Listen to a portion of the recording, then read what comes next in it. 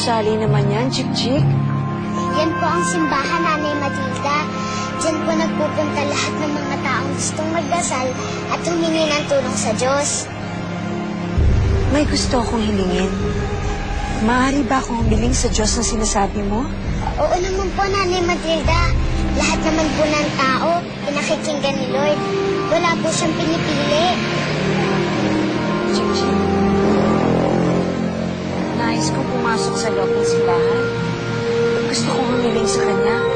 Sana magkita na kami ng anak ko. Magkita na sana kami ni Grazilda. Sige po, Nanay Matilda. Sasamahan ko po kayo. Halika na, Chik-Chik.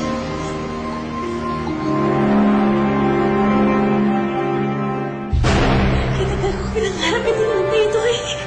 Sa wakas at magkikita na kami ni Ina. Madalas nga pagkwento niya sa'yo eh. Alalang-alala siya sa'yo. Sabik na siya makita ka. Salamat sa may kapal. Salamat at binigyan niya ang mga panalangin.